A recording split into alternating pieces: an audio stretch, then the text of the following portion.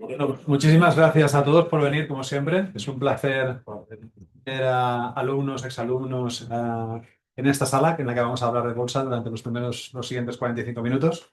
Y dar también las gracias a EDEM por dejarnos utilizar el aula y por seguir apoyando esta iniciativa. Y bueno, felicidades a Luisa, que antes venía como director de inversiones de Atinlar y ahora viene como CEO de Gaviota Group. Así que, Luis, muchas felicidades por el ascenso. Muchas Tengas gracias. mucha suerte. Muchas gracias. Y vamos con lo nuestro. Voy a hablar, como siempre, de la parte macro, de lo que ha pasado en los últimos meses en las bolsas y el punto tan interesante de mercado en el que estamos ahora. La verdad es que, si os fijáis, estos son los últimos 6 meses. Voy a poner a este lado. Estos son los últimos 6 meses. Veréis que Europa está liderando a Estados Unidos y España también está liderando. Y si miramos lo que sería el año 2026, el year to date, fijaros que aquí el efecto se ve muy claro. Europa y España están superando claramente la bolsa americana, ¿no? ¿Por qué? Básicamente por un par de cosas. La primera es que ha habido un pinchazo en la IA que vamos a hablar extensamente en esta sesión. Y la siguiente cosa, y esto también es muy llamativo, es que si miráis el flujo de dinero en azul son entradas semanales dentro del mercado europeo y en rojo salidas netas semanales en el mercado europeo. Fijaros lo que ha pasado en el 2025. Las entradas netas semanales en el mercado europeo. Y fijaros que estamos en récord histórico. Los últimos, diría, 15, 20 años. Llamativo, ¿no? Ha habido también una rotación de carteras en el mercado norteamericano. Una rotación de carteras en la cual, si os fijáis, desde el 15 de agosto hasta el 28 de octubre, los sectores que estaban tirando de la bolsa norteamericana eran los que todos conocéis, ¿no? Lo que serían las empresas tecnológicas, dejando muy atrás a las empresas de materiales y de salud y las tradicionales de energía y de consumo. Y ahora, desde el 29 de octubre en adelante, parece que el marco ha cambiado totalmente. Fijaros cómo materiales, las empresas de materiales, las empresas de salud, las empresas de energía y las empresas de consumo son los que están liderando. Se ve muy bien en este gráfico que publicó el Financial Times ahora a principios de febrero, en el que se veía los sectores más en verde oscuro son los que más han subido, los sectores más en rojo son los que más han caído. Entonces, daros cuenta de que las empresas como por ejemplo industriales, prácticamente todas las empresas del sector industrial están en verde, las empresas de consumo prácticamente todas en verde, la parte tecnológica, pues hay reparto, ¿no? Ahí tenéis a Microsoft que le han dado mucho, Palantir también cayendo, Apple muy, muy en rojo, ahora también, grande, por favor. Amazon también cayendo allí en el sector de la distribución. Muy llamativo ese cambio de modelo, ese cambio de paradigma que se está viviendo dentro del mercado norteamericano. Yo diría también internacional. Muy, muy interesante porque estamos en un momento muy bonito de mercado para intentar entenderlo y ver lo que está sucediendo. Hemos hablado también mucho de las Magníficas Siete, ¿no? De las grandes compañías norteamericanas que lideraron, yo diría, durante los últimos 2 años, todo ese subidón de la bolsa norteamericana. Y fijaros ahora, por ejemplo, Microsoft cómo ha caído desde principios de año y desde septiembre. ¿Por qué? Porque han empezado a llegar noticias al mercado que están cambiando ese marco de entendimiento, esa narrativa que se había construido con estas empresas tecnológicas. ¿Y qué ha llegado? Pues herramientas de código abierto, más la IA, que parece que pueden sustituir al software de pago. Parece que pueden sustituirlo. Yo diría que hay muchos costes de cambio, pero de momento el mercado estaba valorando esta nueva narrativa que llegaba. Y la idea sería, ¿por qué tenemos que pagar por 5 herramientas diferentes si una IA puede hacer toda la tarea? En esta situación que llevamos este año, digamos de enero y febrero, llegó un informe este viernes pasado, se publicó un informe, que no sé si conocéis, el Citrini Report, que salió el viernes por la tarde, y ha corrido como la pólvora en la última semana. Durante el fin de semana, yo recuerdo que yo estoy en un grupo de WhatsApp de gente de mercado, y la verdad es que lo vi el sábado por la mañana, vi 56 WhatsApps que tenía. Lo vi el domingo por la mañana, había más de 60 de un día para otro. Y la gente comentando este report. ¿Y qué dice este report? Que ha cautivado a la imaginación no solamente de mis compañeros del sector financiero de aquí, sino del mundo entero. Decía que hay una paradoja en la IA. Y es que, según ellos, porque ellos lo que hacen es una un escenario en 2028 en Estados Unidos. Dicen, la productividad será récord, pero la demanda estará hundida. ¿Y por qué? Ellos hablan de una sustitución de trabajadores cualificados. Y si el desempleo hoy está en el 4,5 en Estados Unidos, ellos hablan de que el desempleo podría llegar en el 2028 al 10% en Estados Unidos. ¿En qué se basan ellos? Y la idea más curiosa del informe es esta, la de una espiral negativa sin freno, porque hay una espiral de desplazamiento de la inteligencia, digamos, la inteligencia artificial se va quedando con la inteligencia humana, con los puestos de la inteligencia humana. Esa es su tesis, la que defienden en ese report. Y ellos lo que dicen es, y lo hacen más con un gráfico que le da un poco de sustancia al asunto, sería la inteligencia artificial reduce el empleo, los consumidores gastan menos, las empresas entonces invierten más en IA para proteger sus márgenes y la IA mejora y destruye más empleo. ¿Cuál sería un círculo absolutamente negativo? ¿Vale? Una espiral negativa hacia abajo. Y la tercera cosa es que además dicen, pasaríamos de un riesgo sistemático del sector software al sector financiero. ¿Por qué? Porque si la gente cualificada se queda sin trabajo, oye, ¿cómo pagan la hipoteca? Por ejemplo. Entonces, digamos que el problema estaría en el sector software, pero se pasaría al sector de crédito privado, porque desaparecen los ingresos estables de gente, que es la gente cualificada que está ganando buenos salarios hasta ahora, programadores, etcétera, etcétera. Y todo eso llevaría a caídas en la bolsa. Y eso es el caldo de cultivo en el que se está viviendo esta última semana en mercados.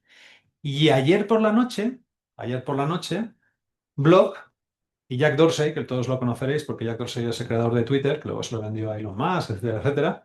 Él tiene una empresa de software y dice, me voy a cargar casi al 50% de mi plantilla porque voy a utilizar herramientas de inteligencia artificial. Voy a poner la inteligencia artificial en el centro de mi compañía y me voy a cargar al 50% de la plantilla. Anunció de que se cargaba a más de 4.000 empleados, una plantilla que casi llega a 10.000. Y es la primera vez que yo veía que alguien del sector norteamericano industrial decía, o sector de negocios de Estados Unidos decía, y me los voy a cargar por la IA, abiertamente, ¿no? Y decía, las herramientas de IA han cambiado lo que significa construir y dirigir una empresa, y ya lo estamos viendo internamente.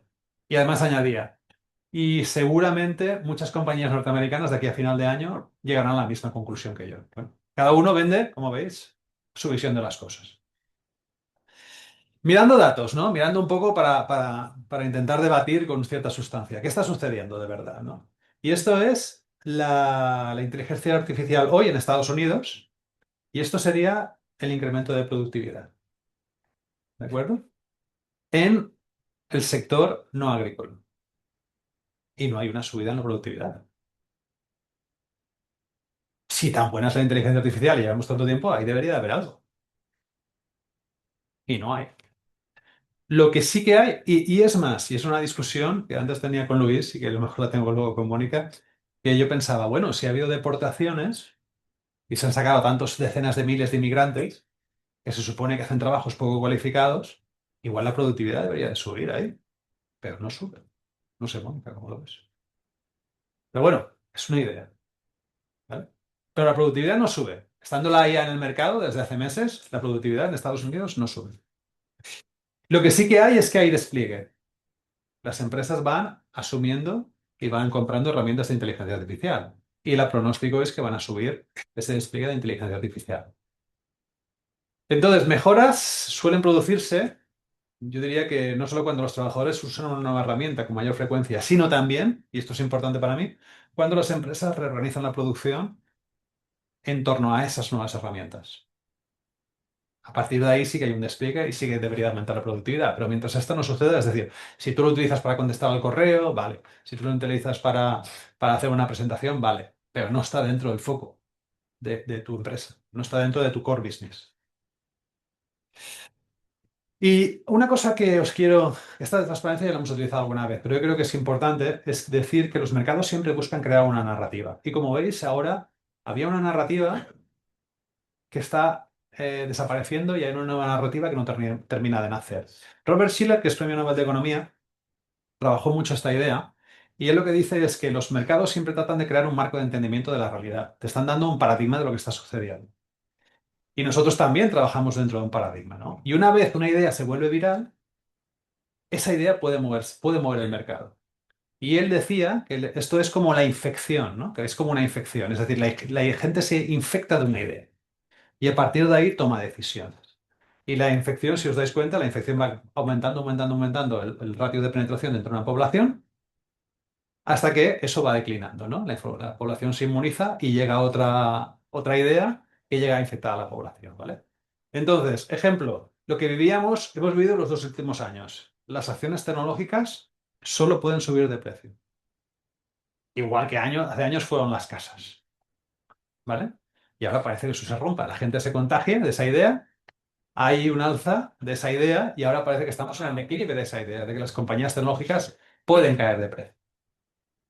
Las narrativas pueden perder vigencia, pero a lo que sí que te ayudan las narrativas es a tomar decisiones en situación de incertidumbre.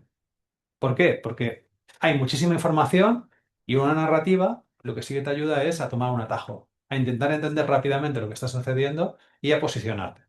Y eso es lo que cuenta Robert Schill. Ahora mismo la nueva narrativa que está llegando al mercado, que ya lo hemos contado, es y este acrónimo ALO que está empezando a hacerse famoso. ¿Y qué es ALO? Pues siempre es un acrónimo en inglés que dice activos fijos pesados, activos fijos que tienen una baja posibilidad de obsolescencia. Por ejemplo, compañías que tienen muchísimo activo fijo son todas estas. ¿Qué están subiendo? Las empresas de energía, porque claro, tú no vas a tener ahora mismo activos de generación energéticos. Entonces, estas son las compañías que están subiendo. No vas a construir una planta nuclear, no vas a construir un ciclo combinado, no vas a construir una presa arriba desde la cual vas a desenvasar agua. Esas son las empresas que ahora están subiendo. ¿Por qué?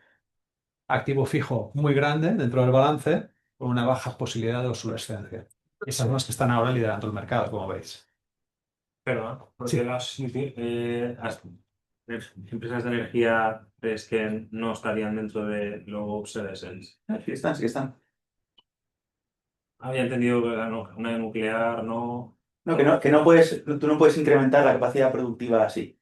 O sea, si tienes un aumento de la demanda, como la oferta es fija, necesariamente el precio de la oferta se va a hacer que suba. Ah, bueno, perdón, había entendido lo contrario. Sigo. Gracias, Luis. Bueno, Otras cosas de mercado que han pasado, ¿vale? Porque hace nada, en enero estábamos hablando del oro. Había pasado los 5.000, no sé si os recordáis. Y de los metales. Y fijaros, parece que el Bitcoin no es el oro digital. Porque en una situación de incertidumbre no está funcionando como un activo de refugio en relación al oro. ¿Qué más? Una pregunta interesante. ¿Qué banco central del mundo compró más oro en 2025? China. China, ¿no? Mayoritariamente. Polonia. Polonia. Curioso, ¿no? Que fueran los polacos que están frente a la frontera rusa, ¿no? Sienten una cierta inestabilidad y tienen que proteger su divisa. Llamativo esto, ¿no? Ahí sale el banquero central polaco muy contento tocando. Y no son barras de chocolate, ¿eh? Pero en términos absolutos o En en términos absolutos. absolutos. En términos absolutos. Muy llamativo, ¿eh? En términos absolutos. No en porcentaje, en términos absolutos. Por delante de China, de India, de todos los demás. Y el precio del oro, pues es muy difícil de predecir. Aquí tenéis un montón de analistas, los cuales Financial Times les preguntó precios y el rango iba desde los 3.500 hasta los 5.400, con lo cual el rango, el abanico de precios es enorme. Sí que es cierto que todas las conversaciones en las que yo estuve, que fui a ver algunas presentaciones de bancos privados en enero y que pude ver, todos estaban hablando de meter el oro y metales dentro de su cartera. Así que imagino que eso sostendrá los precios ahí, porque ahora mismo estamos en 5.000 y poquito. Así que seguramente lo veréis en cartera de muchísimos, muchísimos bancos a lo largo de 2026. Y no creo que el precio baje. Lo que sí que es llamativo es que yo creo que ha habido una parte también muy especulativa con los metales. Y aquí tenéis en la parte, el gráfico de arriba, esta subida de aquí en gris, esto es la plata, esto en amarillo es el oro y bajo el cobre. El cobre sí que tiene una aplicación industrial bastante fuerte y sí que se puede explicar ese impulso a las energías renovables y el consumo de cobre. Pero nuestra teoría aquí en el club de bolsa es que hay muchísimos derivados y ETFs construidos sobre el mercado spot, muchísimo construido sobre el mercado spot, de tal manera que si algo pasa cuando tú estás en el ETF o en el mercado de futuros, un movimiento de cierre de posiciones, eso te genera muchísima volatilidad. especialmente si estamos hablando de apalancamientos en el caso del oro de 100 a 1 y en el caso de la plata de 250 a 1. Cualquier movimiento en un mercado en el que hay tantísimos derivados, tantísimos productos sintéticos construidos sobre el spot, sobre el mercado físico, esos movimientos se van a acentuar y esos movimientos tan bruscos ahí es consecuencia de esto. Esta es nuestra teoría. Sigo el repaso de lo que está pasando en el mercado internacional y fijaros, el dólar cayendo contra una cesta de monedas, contra el euro, contra el franco suizo, contra el dólar australiano y contra la moneda china. ¿Está buscado? Pues bueno, puede ser que sí, porque eso al final te abarata las importaciones, ¿no? Pero también pensemos una cosa, eh, como decía al final, como decía el Economist, todavía podría caer mucho más, porque al final tú si compras una moneda reserva, si el país tiene problemas, si tiene un déficit fiscal muy alto, para ti es problemático. Y luego hay una cosa que me llamó mucho la atención y es, no sé si conocéis a Amundi, la gestora francesa, esto es un transatlántico europeo. Se habla mucho de JP Morgan y de Merrill Lynch, etcétera, etcétera, pero Amundi gestiona 2.400 billones de activos. 2.400 billones de activos. Y ellos dicen que van a cortar su exposición a la moneda norteamericana por, digamos, la política errática de la administración Trump en estos momentos. ¿Quién está vendiendo treasuries norteamericanos? Pues está vendiendo treasuries norteamericanos China, que ha pasado de tener, es el que más, tenía 1.200 millones de dólares metidos en treasuries norteamericanos. Está bajando a prácticamente la mitad de la exposición y va a seguir bajando. La India lo mismo, ha tenido sus rifirrafes con la administración Trump y también bajando. Y eso me llama la atención porque yo creo que esto es una cuestión que, si os fijáis, no es de hoy para mañana, no es una cosa que esté sucediendo hoy, es una cosa que ya viene sucediendo desde hace tiempo. Esto es algo que es estructural, va a seguir pasando. Y una cosa que también me llama mucho la atención del mercado norteamericano es los impagos. Impagos en hipotecas. Home equity. Home equity te dan un préstamo en Estados Unidos por lo siguiente. Si tú debes 50.000 de tu hipoteca y tu casa vale 500.000, digamos que tienes un home equity de 450. Entonces te dan un préstamo por ese valor que tienes en ese momento de mercado de tu casa. Luego, préstamos a coches, préstamos de la tarjeta de crédito, préstamos a estudiantiles y otros. Y esto es gente que no ha pagado en los últimos 90 días. Lleva un impago de más de 90 días. Y esto puede afectar al consumo norteamericano, porque al final el 70% de las familias norteamericanas, de los hogares norteamericanos, tienen algún tipo de deuda.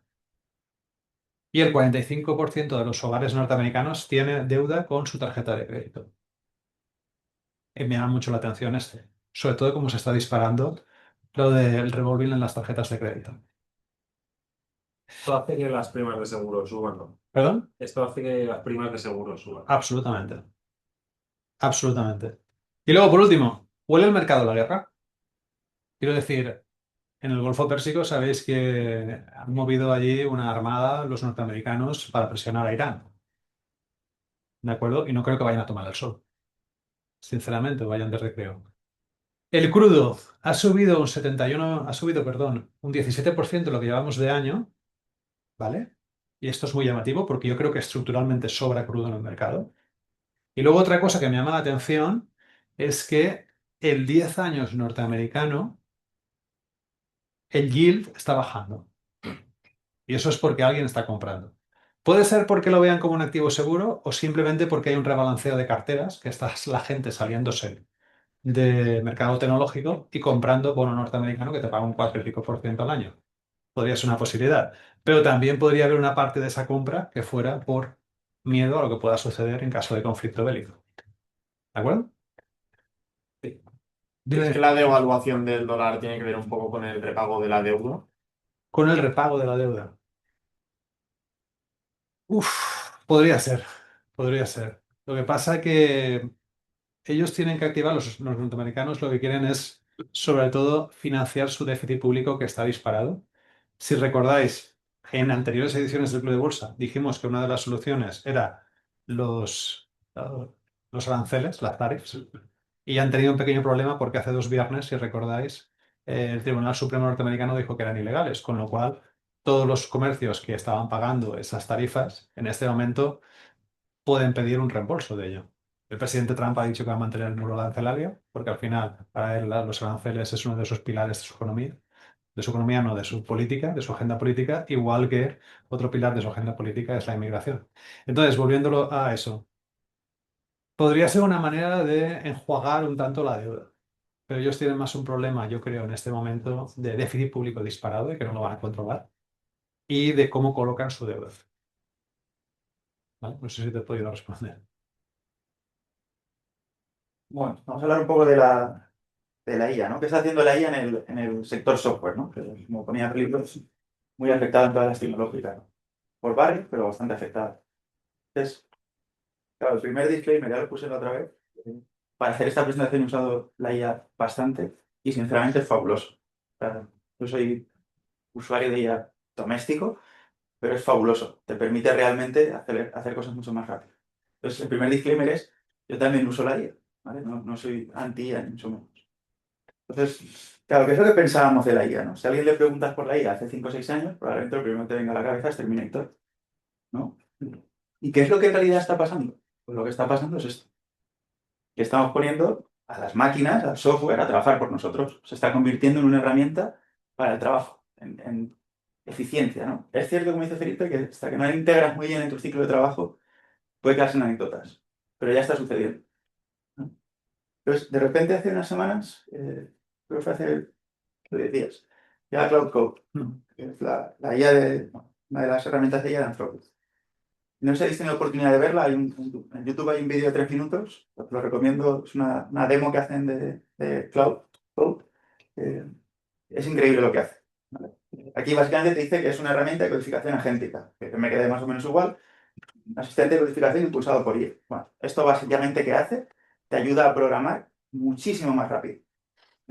Yo hace muchos años era programador y cuando vi lo que hacía el cacharro este, me sorprendió mucho. O sea, tú le das acceso a todo tu paquete de programación, todo el código, a todas las librerías, a toda la documentación, lo entiende, le dices que cambie cosas y las cambia. En la demo es muy impresionante, dice, cambia un botón de sitio, y lo cambia el botón de sitio. Añade el historial y lo añade. O sea, lo añade no en una imagen, hace el código y lo integra en tu programa, en toda tu estructura de programa, ¿vale? O sea, esto es realmente revolucionario. A mí me pareció realmente impactante lo que hace, ¿no? Claro, ¿qué hace cuando llega Cloud Code? Este es un índice, bueno, no índice, pero uno cualquiera de empresas de software.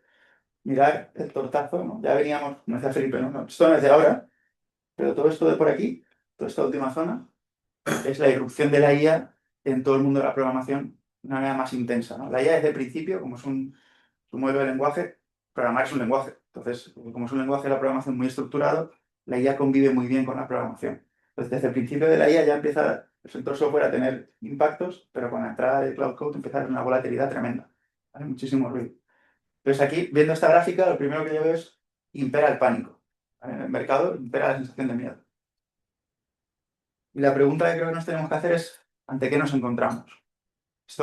La IA es una disrupción tecnológica. Yo creo que sí, sin duda, pero ¿qué tipo de disrupción tecnológica es esto? ¿Esto es el Zeppelin? ¿Son los dirigibles? ¿Es el metaverso?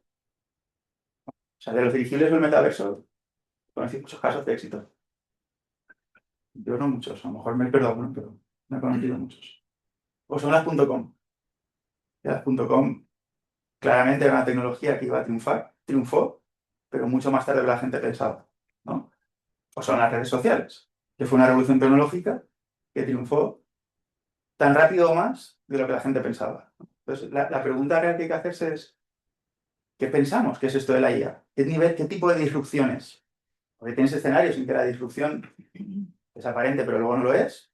Luego, escenarios donde la disrupción sí que lo es, pero más lenta de lo que piensas. O escenarios donde la disrupción es muchísimo más rápida. Entonces, lo primero que me planteas, ¿qué tienen en común todas estas disrupciones? Pues que aparece una primera innovación. Hay una innovación. Alguien inventa algo, descubre algo, implanta una tecnología, algo. Y lo que hace es realmente novedoso e impactante.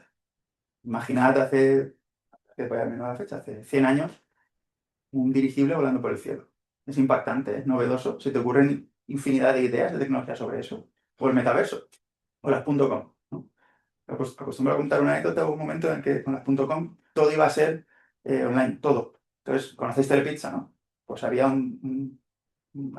dentro de Telepizza había una subdivisión que se llamaba Telechef, que básicamente era enviarte lentejas a casa compradas online. ¿Vale? Ese no triunfó. Por lo que sea, la gente no quería comprar lentejas online. ¿Vale? Pero pizza sí. Entonces, hace algo que es muy novedoso. Si lo piensas, oye, la .com, esto de poder interactuar con la web, que no sea solo información de vuelta, sino que puedas tener interacción con ella, es muy novedoso, ¿no? Y eso es impactante. Y se te ocurren un montón de soluciones posibles de implantar con eso. ¿Qué te hace esto? Opciones. Hype. ¿No? Entonces, hasta aquí todas las tecnologías que hemos dicho, y podéis coger el histórico que queráis, de la tecnología que queráis, todas las que son novedosas y disruptivas, siempre pasan estas tres cosas. Pero unas triunfas y otras no. ¿Vale? Y sobre todo, de las que triunfan, ¿cuánto se tarda en llegar del 0 al 100? ¿Cuánto tardan en alcanzar de verdad un nivel de implantación relevante? ¿Verdad que podéis ver muchísimas gráficas de disrupciones tecnológicas como la adopción tecnológica cada vez es más rápida, ¿no?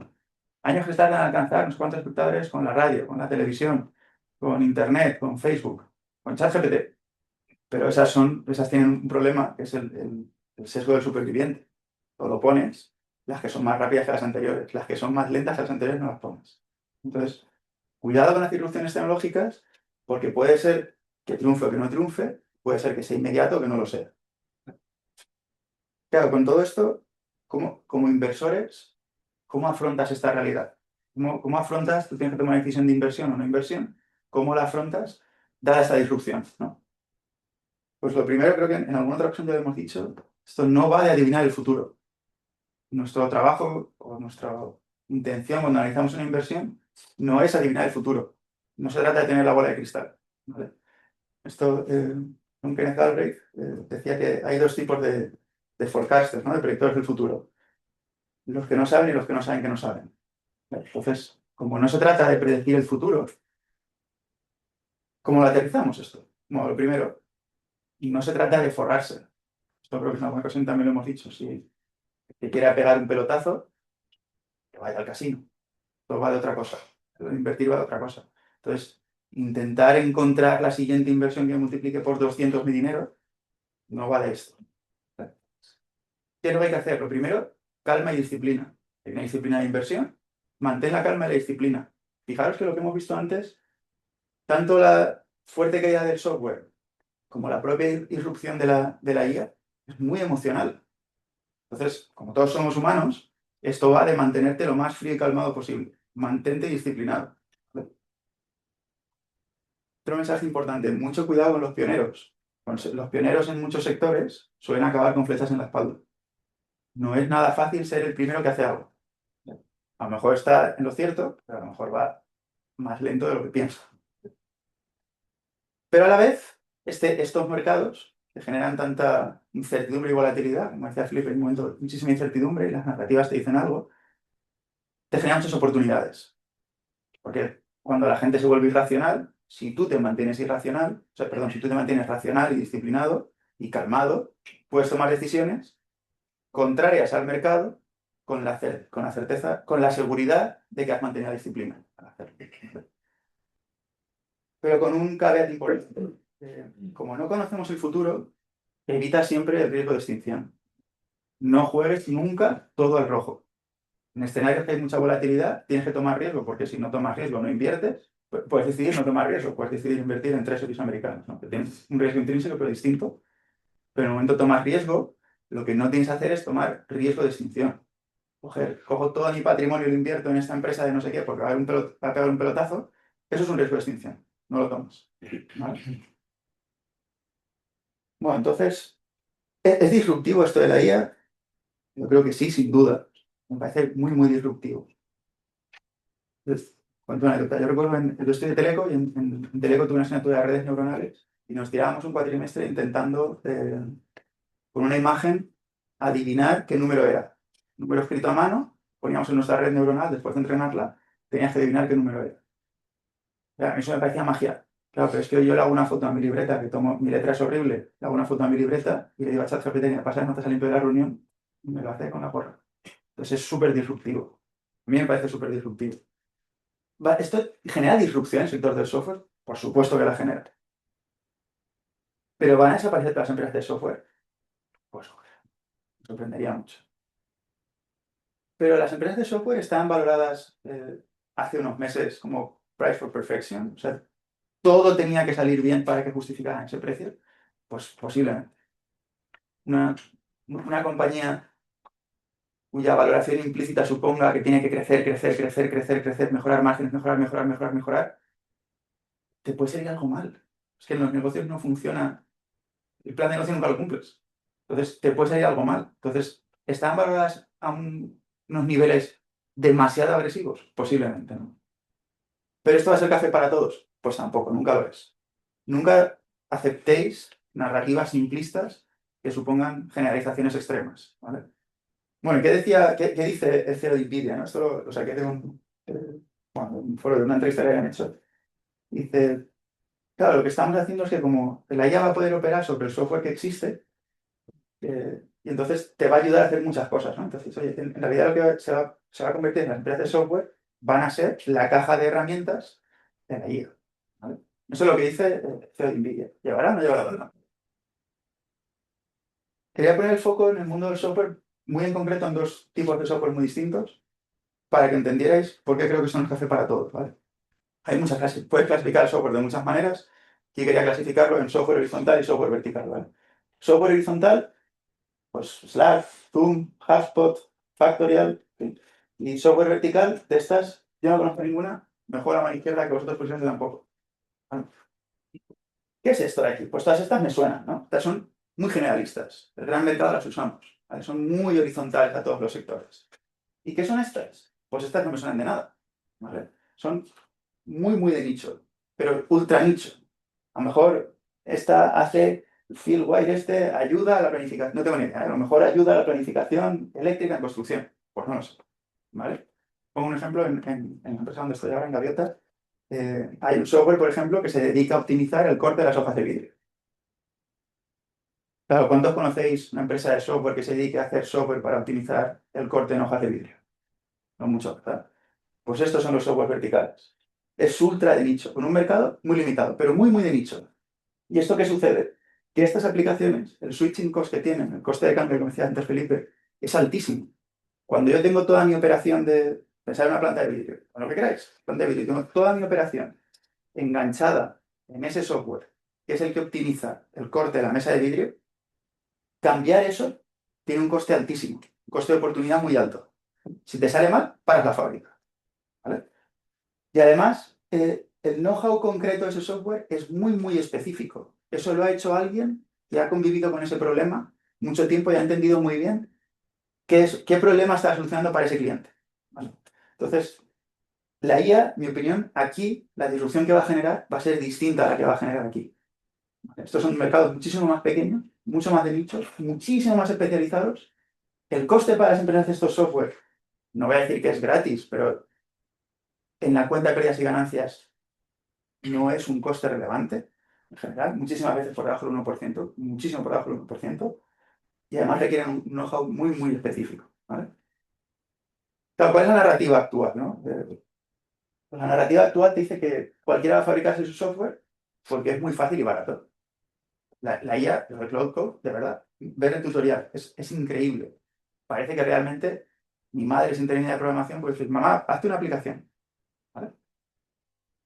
Pero cualquiera con un matiz, menos las empresas de software, que por algún motivo son, podéis leer la palabra, está por ahí, acaba por ese, que no van a aprovechar la tecnología. Por algún motivo, la narrativa actual, lo que describe el comportamiento del mercado, es que todo el mundo va a hacer el software porque es súper barato, menos los que ya lo están haciendo. Que eso no se enteran de esto de la IA y no lo van a usar, ¿vale? Aunque sí que es cierto, bueno, es mi opinión, que esto puede generar una presión a la baja en los precios. ¿Por qué? Porque vas a tener más competencia y sobre todo porque las empresas de software venían de unos márgenes obscenos. A cogeros las cuentas que queráis, Microsoft tiene unos márgenes obscenos. ¿Por qué? Porque su barrera de entrada era muy alta. Entonces yo no digo que no vaya a haber disrupción en los márgenes y precios. Claro, que la narrativa sea asumir que las empresas de software, que son las que más programan, no vayan a usar las herramientas de programación, hay que un poco pillar. Voy a contaros el caso concreto de una empresa. Como siempre, esto es disclaimer. Esto es un informe que hacemos, un análisis que hacemos, mero título informativo para todos. No es ninguna recomendación de inversión. Voy a hablar de Constellation Software. ¿Alguien conoce esta compañía? Bueno, dicen que es el Berkshire Hathaway del software. ¿Vale? Esto es Constellation Software. Esta imagen explica muy bien lo que es. Todos estos puntitos son empresas que hacen software vertical.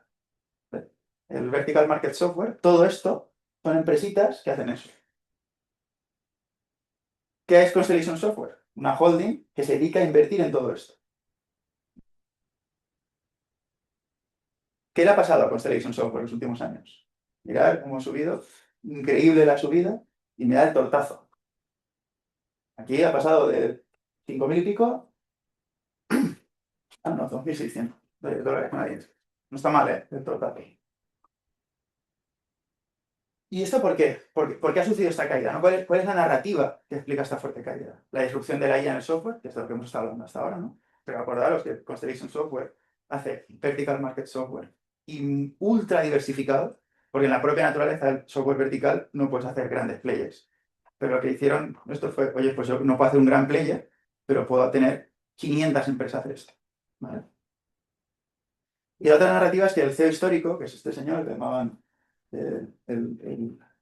como era el Santa Claus del software, el señor de aquí, fue el fundador, el promotor de la empresa, una persona muy, muy introvertida, muy poco pública, deja el liderazgo de la compañía por un problema de salud.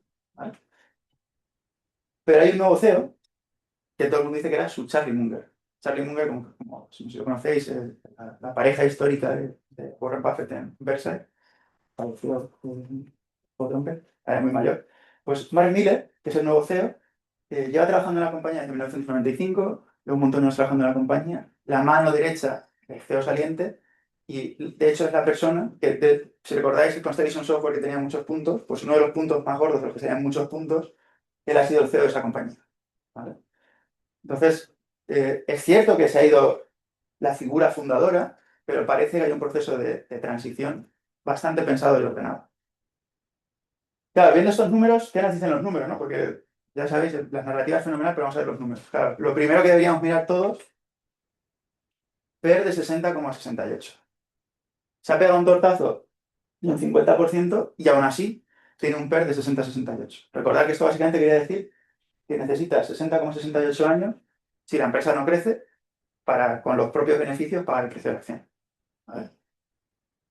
Claro, esto lo ves así y dices, hostia, vamos mal, caro. Pero también otra cosa que hemos hablado algunas veces, caja, caja, caja y caja. O sea, la contabilidad está muy bien, tiene sus usos, pero para invertir nos fijamos en la caja. ¿Y qué pasa con esta compañía? Pues Constellation Software realiza muchas adquisiciones. Cuando haces una adquisición, en general en las empresas de software que tienen balances muy pequeños, el precio que pagas no es el precio de sus activos. Pagas el precio futuro de esos flujos de caja futuro. Eso, contablemente, al consolidar, te genera un fondo de comercio, que es un activo intangible, que no está en ningún sitio, es un mero artificio contable, que todos los años tienes que amortizar. Y la amortización sí que impacta en el resultado contable. Pero la amortización es caja. Cuando el contable lanza el asiento de amortización una vez al año, ¿sale dinero del banco? No. Entonces, el PER, en el caso de Constellation Software, no te dice casi nada. ¿Qué te dice? Mira, sus ventas, las columnas, y sobre todo este me gusta mucho más, el free cash flow atribuible a los accionistas. Lo que sobra para los accionistas. Mirad la evolución increíble de los últimos años. Me parecen resultados totalmente espectaculares. Me gustaría a mí que muchas compañías hicieran esto. ¿Qué más? Todos estos son buenos invirtiendo. Son una empresa que se dedica a invertir. ¿Cómo son invirtiendo? Y encontramos una comparativa que te compara distintas holdings que hacen más o menos la misma estrategia, cuáles son sus retornos sobre el capital y cuántas adquisiciones han hecho, ¿no? Porque hay una teoría que te dice, oye, cuanto más grande eres, cuanto más inviertes, tus retornos de capital son decrecientes. Más fácil encontrar oportunidades en cosas pequeñas que en cosas grandes. ¿Vale? Eso es lo que dice esa teoría, que por eso esta línea, ¿no? ¿Y quién sobresale? Constellation Software. ¿Vale?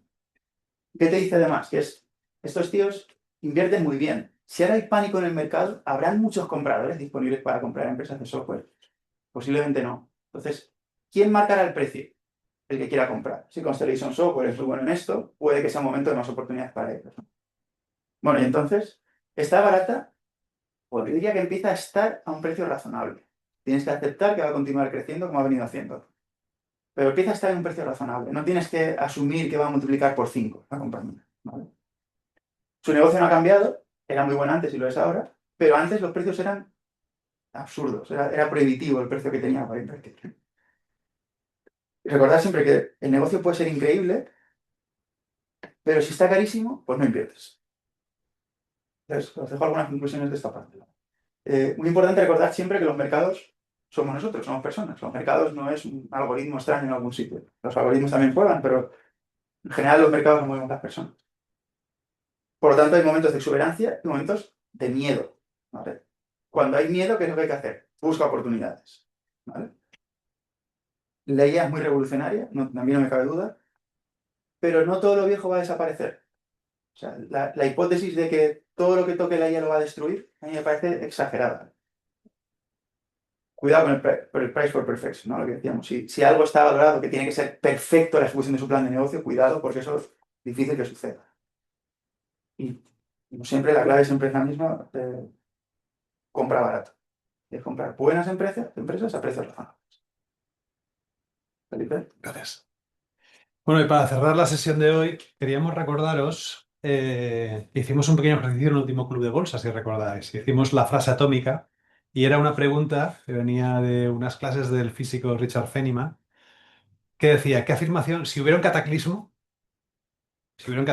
y todo el conocimiento de la Tierra se perdiera, y tuviéramos que pasar en una sola frase el conocimiento a la siguiente generación, ¿cuál sería, no? ¿Cuál sería esa píldora de información con el menor número de palabras?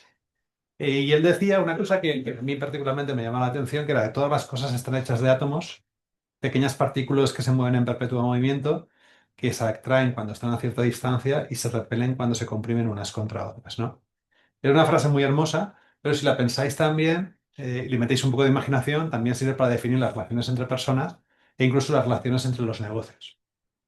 Entonces lo que os planteábamos, y esto lo vi en una newsletter del Financial Times que lanzó Robert Armstrong, y él preguntaba, oye, mira, si llevamos esta idea de Feynman a los negocios y al mundo de la economía, ¿cuál sería el hecho atómico de la economía, ¿no? Y os lanzábamos esa pregunta a la gente que estaba en el club de bolsa. Y decimos, bueno, pues nuestras frases, la frase que nosotros pensamos que resumiría esto, la frase de Luis era, piensa en términos de infinito y entiende que busca cada persona. Y mi frase fue, las instituciones importan. ¿De acuerdo? Entonces, ¿qué hicimos? ¿Qué hemos hecho? ¿Qué hemos hecho? Bueno, hemos tenido unas 30 respuestas y las hemos ordenado en 6 pilares. El pilar uno de las respuestas que han dado la gente del Club de Bolsa. Pilar uno, interacción humana y confianza. Esta es en la parte en la que más respuestas ha habido. Todo se derrumba cuando la confianza se quiebra, por Pablo Cobo. La economía somos las personas, no los números. No están todas las respuestas, queríamos primar que la respuesta fuera corta. Aitana. La riqueza nace cuando las personas cooperan, de Javier Martínez Cantero. Yo estoy súper de acuerdo con esto. El pilar 2 sería la escasez, y hay respuestas también aquí. Todos los casos exige selección, de Bruno Romeo. Y actuar bajo escasez y asumir el coste de no actuar, Palo Matalero, ¿no? Siguiente pilar, valor y precios. El valor es subjetivo, el precio una señal, dice Javier Mico. A corto plazo los precios se mueven por emociones, JM Almenar. Pilar 4, visión y aprendizaje. Tu mayor activo es tu mente, Nuria Pastor. Y imagina sin límites y suma talentos, Paula Casar. Incentivos, pilar 5. Invertir no va de adelantarse, sino de entender qué impulsa a otros. Pilar 6, decisiones. Cuando cada decisión se hace con calidad, la economía se ordena y todo tiene un coste, al menos el de oportunidad. Con todo esto, y resumiendo todas estas frases, nos parece un ejercicio muy chulo. Las respuestas que hemos encontrado es que la economía, según los académicos, los profesores que respondieron y los alumnos de EDEM, la economía no se trata simplemente de números o modelos abstractos, sino de una síntesis. Y fijaros que esto es llamativo, porque al final nosotros, en el Departamento de Contabilidad Financiera, al final lo que damos es Financial Accounting, damos análisis de estados financieros, damos teoría de la inversión, teoría de la financiación. Estamos todo el tiempo con números y con modelos, ¿no? Pero al final la respuesta de los alumnos y de los académicos aquí es que la economía es una interacción basada en la confianza humana, en la que hay escasez y se ha de elegir, en la que hay un valor subjetivo y hay una percepción de las cosas, y que es muy importante el conocimiento, el aprendizaje y la toma de decisiones adaptativas. Con todo ello, con todo ello, he intentado construir una frase que resuma el conocimiento que pasaríamos a la siguiente generación. Y a mí al final me sale esto. Esta sería la frase atómica de EDEM para transmitir a la siguiente generación. Que la economía es el estudio de las decisiones humanas bajo escasez, modeladas por la confianza, la percepción y el conocimiento. Y nos parece un resultado, la verdad, muy chulo para este pequeño ejercicio académico. Con todo esto, terminamos. ¿Preguntas? ¿Qué queráis hacer a la sesión de hoy? ¿Dudas? Cosas que se han quedado en el tintero. ¿Ha habido preguntas durante la sesión? Sí. Pues no es, igual no es del todo con la cuestión de hoy, pero ¿qué tan probable veis que Estados Unidos haga una revaloración de su reservas de oro y de cubrir su deuda? Uf. A ver, cualquier cosa es posible en la administración Trump. Cualquier cosa es posible. Y que salgan cosas como estas es posible. Sabéis que ellos están hablando de hacer una reserva digital en monedas, en el Ethereum y el Bitcoin. Cualquier cosa es posible. ¿Que quieran vender el oro? No sé. No sé, la verdad es que no sé. No le puedo asignar ningún rango de probabilidad. Básicamente porque no creo que ellos mismos lo sepan. No, no creo sinceramente que haya un plan maestro en estos momentos. Habéis hablado del impacto de la IA en empresas de software y cómo lo veis en empresas de servicios tecnológicos, porque también se ha visto caídas en IBM, Kyndryl, Accenture, Consultoras, ¿no? Sobre todo en consultoría. consultoras, sí, pero sobre todo tecnológicas, no tanto en la parte de la auditoría. Bueno, yo creo que en general es muy disruptivo todo lo que supone, por lo menos en mi experiencia, estructurar información que ya existe. Entonces, esa información que ya existe, si el rol del consultor es te voy a leer te voy a leer tus datos para explicártelos, ahí es muy disruptivo. Entonces, en ese caso en concreto creo que es muy disruptivo. La pregunta que hay que hacerse es cuánto del trabajo de los consultores tecnológicos es ese versus una aportación de valor más diferencial, ¿no? Lo que sea tratar conocimiento que ya existe en las compañías, ahí va a disrumpir, va a ser mortal, me parece. En el resto no lo tengo tan claro. Aún así, en las compañías no es obvio implantar las soluciones de IA. O sea, no es obvio porque en muchas ocasiones no te va a dar. Tú esto no dices, oye, voy a preguntarle a la IA qué tengo que hacer con mi empresa. ¿No? Esto nunca funciona así, ¿no? Primero porque tus sistemas no están preparados para hacer eso. No tienes que montar, si no montas toda tu arquitectura pensando en eso, no va a funcionar, ¿no? Pero Felipe lo comentaba, ¿no? Cuando de verdad integras la solución dentro es cuando empieza a fluir. Si no, es más anecdótico. Pero sí, entonces, estas compañías, las compañías de consultoría tecnológica, servicios tecnológicos, que se dediquen a implantar ese tipo de soluciones, pero que tienen menos riesgo que las que no. Pero claro, o sea, aquí creo que lo importante que os llevéis es que cuando se produce una disrupción de este estilo, cuando el mercado se pone en modo pánico, no discierne. Es todo. Si tiene la palabra tel, fuera. Igual que hace unos meses era si tiene la palabra ya, ¡pum!, todo hacia arriba. Mira, hace unas semanas, te voy a haberlo puesto, creo que lo conté la semana pasada, eh, una empresa cotizada, pequeñita, market cap 5 millones de dólares, ojo, nada, eh, que se dedica al mundo de los karaokes, ¿vale? Karaokes. Y lanza una noticia de que acaba de desarrollar una aplicación de inteligencia artificial que va a ser un disruptor, ¿vale? Tremendo. ¿En qué mercado diríais? En el de karaokes. Pues no, en el de transporte por carretera, de camiones. ¿Qué pasó ese día? Las grandes empresas de transporte por carretera americanas se pegaron un tortazo de un 15 o un 20%. Fijaros, cuando impera ese, y por supuesto la empresa que lo publicó, ¡boom! Luego no he seguido las próximas semanas, probablemente se haya corregido de manera natural, pero cuando impera esa sensación de ultra optimismo por algo y ultra pesimismo por lo viejo, el mercado es súper irracional. O sea, no discierne nada. O sea, tú imagínate ver, tío, que hace karaoke, que está fenomenal, pero no tiene mucha experiencia haciendo rutas por carretera, ¿no? Entonces, será disruptivo, pero yo creo que no será, no es Terminator, me parece.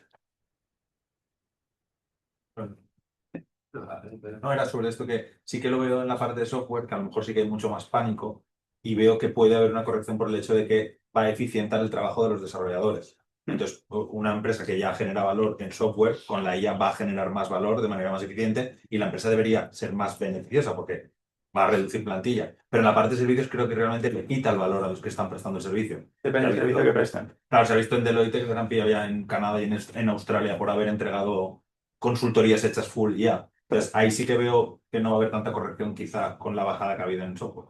Bueno, yo creo que al final todas las compañías van a adoptar la tecnología de una manera u otra y la van a adaptar a sus procesos, ¿no? Y la pregunta yo creo que viene más... El riesgo real no es tanto que esas compañías desaparezcan, sino la presión de precios que vas a tener desde fuera porque las barreras de entrada bajan mucho. O sea, pensar que desarrollar un software no es evidente. O sea, hacer un software que puedas implantar bien requiere tiempo, recursos, etcétera, ¿no? Entonces, cuando esa barrera la quitas, bueno, no la quitas, la minimizas, tienes más competidores y debería generarte tensión en el precio. Pero yo coincido contigo en una parte de lo que dices, en que las empresas que ya están implantadas ahí, tienen las cadenas comerciales, tienen el know-how, deberían ser capaces de adaptarse muy rápido. También es evidente, también las compañías no cambian así. Los procesos de cambio no siempre son tan así. Y a mí me surge una duda, Luis, con lo que has comentado de la divisibilidad entre los softwares verticales y los horizontales. Y es que has comentado que los verticales tienen una ventaja competitiva, bueno, una defensa, que es el hecho de que son críticos para las operaciones de estas compañías. Y luego has comentado lo de que además tiene información de nicho. ¿Crees que esta parte de la información de nicho con la IA, aún así, aunque sean verticales, puede llegar a afectarles? Sí, sí, la IA les va a afectar a todas las compañías. A todas. A las de camiones, a las de alquiler de coches, a los restaurantes, a todas. Yo creo que en todas va a introducirse en sus servicios, pero creo que hay una componente de conocimiento muy, muy, muy, muy específico del sector eh, que tienes una mayor protección con las empresas verticales. O sea, piensa, no sé, Monday.com, algunas de estas de gestión de tareas y proyectos y demás. Ese conocimiento es muy generalista. Está muy, o sea, la IA sabe, o sea, la IA sabe de hacer eso. No es una gran ventaja competitiva tener un conocimiento ultra específico. Pero yo de verdad que cuando pienso, no he probado a preguntar a la IA, pero cómo optimizar el corte en mesa de una plancha de vidrio de no sé qué, seguro que la IA te va a decir el argumento generalista, pero el ultra específico de que es que en esta máquina se conecta de esta manera, ahí ya tengo muchas dudas de que te lo vaya a decir. Entonces, ese conocimiento ultra específico creo que es una barrera de entrada relevante. Solo para aportar un poquito, o sea, fuera del tema del desarrollo de la IA, es un poco el tema de los datos como tal, es entender cómo son los datos, cómo está montado. Claro. Y a partir de eso se enriquece el valor que se entrega al cliente. Entonces, ahora las interacciones entre humanos y las cosas que están en bases de datos montadas son únicas en cada lugar y el entendimiento de eso No es evidente. Sí. no es evidente. Entonces, la guía traza un dato sobre su ideal, pero lo que está allí montado en las bases de datos solo lo entiende el humano hablando con otro, un desarrollador de software, con un financiero, con un biólogo, con una médica que está haciendo un estudio, que luego tú lees un paper y intentas hacer un análisis de papers y cómo se desarrolla la información en un paper para pasarlo a base de datos es única de cada lugar. Entonces, las siglas y todo, a nivel financiero, a nivel de biología, matemáticas. Coincido. Más cosas. Nada más. Pues muchísimas gracias. Muchísimas gracias a todos.